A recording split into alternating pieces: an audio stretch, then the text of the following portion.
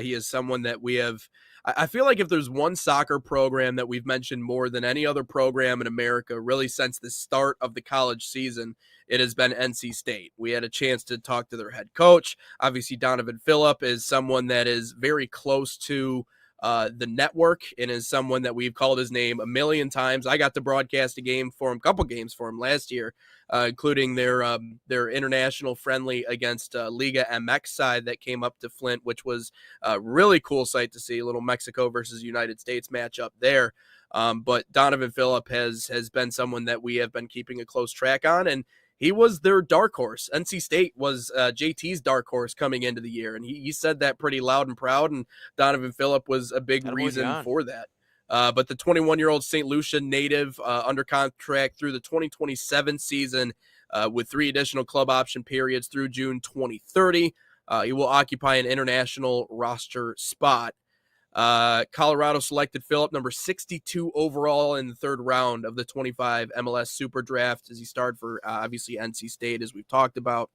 And they've made a couple of comments. Fran Taylor says he's a dynamic attacking player, strong competitive edge, and he's proven ability to impact the game at critical moments. And that's exactly what he was. 19 goals, 2 assists, and 22 matches with NC State before making their run to the final. There's you get a look at Science Pro contract, a 2-year contract with the club, options all the way to 2030. So a lot of options available, but won the Mac Herman Trophy this year with NC State, played for the Flint City Bucks this past summer, and made it to the Final Four. That's a big trophy, by the way. Goodness, that's to size. That is to scale a soccer ball. Yeah. Don't drop that thing, man. Don't drop that. That's precious material right there. Yeah, but yeah, you're right. Sick to see Donovan Phillip make that leap. What's that? So that's a big trophy. That's what she said. Goodness gracious. But Phillip is like I said, he's a massive human being. I mean, that's the one thing that really pops off the page. So you knew that from a physicality perspective, he would have no issue translating his game from NC State to obviously where it's going to be in Major League Soccer. But not just another one of those guys, man. The awesome news, and Colorado got a good one.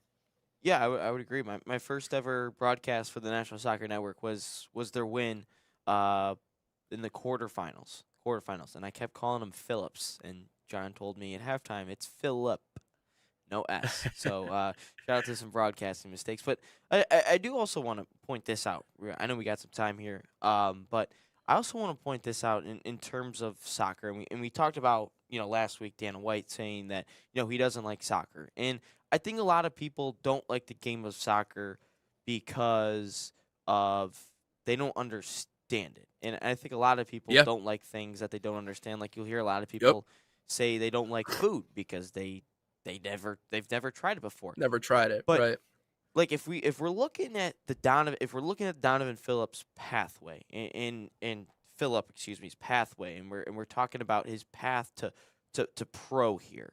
I mean, he did it a little bit the traditional way of going from a college to being drafted via the super draft to now on a pro team. And a lot of people probably resonate a lot of it because with Donovan Phillip's path here, because what do all American sports have? A college, they play college, they go pro, they get drafted, some go back to college after getting drafted, and then shout out Charles Badioko and James Nanji, shout out to them. And then they go play pro, and that's it. But a lot of soccer, it's through the academy ranks, and you don't necessarily have to do it, or you don't necessarily have to go to college to become pro. You can go through the academy ranks, you can go play for a pro team right out of high school or college, whatever the age would be. And I think a lot of people like this pathway compared to the other pathway. Sorry, the sun's really starting getting in over here. Glad it's sunny here in January here in Michigan, but. No, it's a lot of people I think resonate with this pathway that he did compared to what, other players have to go through. Like if you look at Christian Pulisic, obviously, you look at our stars in the men's national team. None of them went through college. Adjaman, obviously, the only one that has went to college, I believe. Maybe I'm forgetting. Oh, Matt Turner went to college. I forgot. He had the non-top 10 play, the horrible non-top 10 play. But I think Division a lot of people are going to resonate and kind of like this pathway compared to the other ones simply because they don't understand it. Well, and here's what I'll have to say. And I think we can all admit to this, and I think we can all acknowledge this, that the people that are identifying talent in the United States, while they may be getting better, they ain't perfect. And as a matter of fact, I would argue that there are things and extenuating circumstances that allow certain players to get a leg up that other players are not going to get, whether that be because of the position you come from, what area of the country you're born in. There's just certain parts of the country where either development or recognizing or earmarking certain talent is not where it needs to be. So the people that are identifying the most talented players in our country maybe are not completely up to speed. Now, again, we are getting better. The game is becoming more popular. And so with that, everything gets better. Refereeing gets better. Identifying talent gets better, but it's not perfect. So this idea that we're only going to target players from this certain group, we're only going to go after the academies, we're going to go after the kids in the United Soccer League, we're going to go after the ones that are playing in these specialized groups and these clubs and these leagues, and we're just going to kind of leave the NCAA and high school ball just to its own devices. It's just so pompous, it's so arrogant, it's so stuck up, and it's so country club vibe-esque in the United States that it's no wonder to me that there are actually certain players that I would argue that are just out there in the ethos right now that it could absolutely help the United States become better every single day, but they're not getting the recognition they deserve because of this country club atmosphere that we've created in soccer. And Donovan Philip, in my personal opinion, goes against that. He goes against that grain. And in Colorado, we even said that. Like, we have used the expansion of the super draft and more draft pool and more draft capital to go after and to target kids in leagues or in spots that maybe we would not have looked at otherwise. The NCAA being one of those, Donovan Philip being a prime example of that. And also, I think the other thing that we have to be willing to admit, Ryan, is that maybe the best development years of these kids' lives isn't when they're 10, 11, 12 years old. It's actually when they turn 18 and 19 and 20, when their body is growing and they're hitting the weights and they're figuring out how do I get the most out of myself? How do I impact a game? Right? That is the most important thing.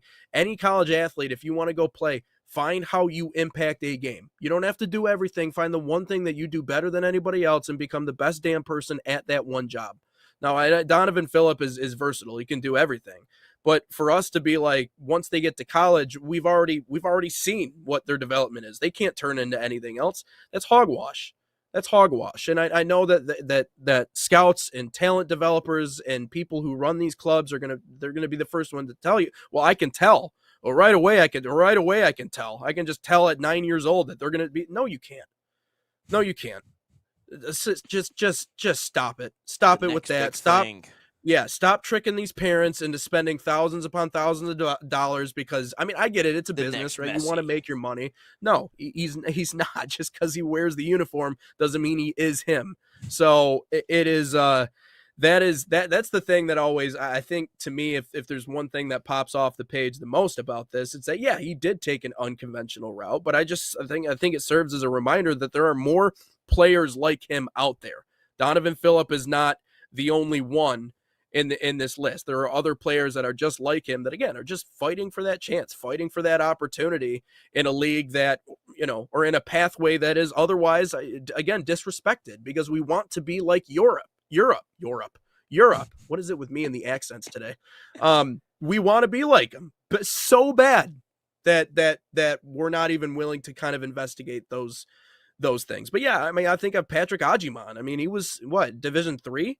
You talked Uh, about Matt Turner. I think I Matt think Turner was two. D. I think he started off at D3, if I'm Turner, I not think, was mistaken. D3 because Ajuman, I thought he went. I don't remember. Well, I thought Ajiman was D3 and then he transferred. I thought he'd like maybe he's like transferred up. Trinidad I have no idea. Chambliss.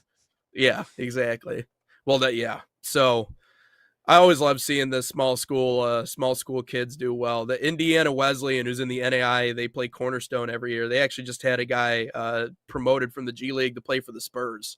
So it's Um, wild to think an NAIA team has a guy in the NBA, but that's the Eastern reality. Connecticut State University. That just sounds like not a real college. Uh, That sounds like the week 1 matchup for Ohio State next year. I Actually, I think can't. that's who they're playing. It doesn't say what division. for soccer. Oh no, it'd be Eastern Division three, Connecticut. and then kicked it out to University of Rhode Island, Division one, Little roadie. Matt Turner College. It's gonna be something weird. Oh, Fairfield University. Okay, okay. Where that sounds normal. Not Eastern Yeah. Connecticut. There was a game. Dude, there's some universities with weird names. But anyways, go ahead. I I'm gonna do a broadcasted separate a Google search here.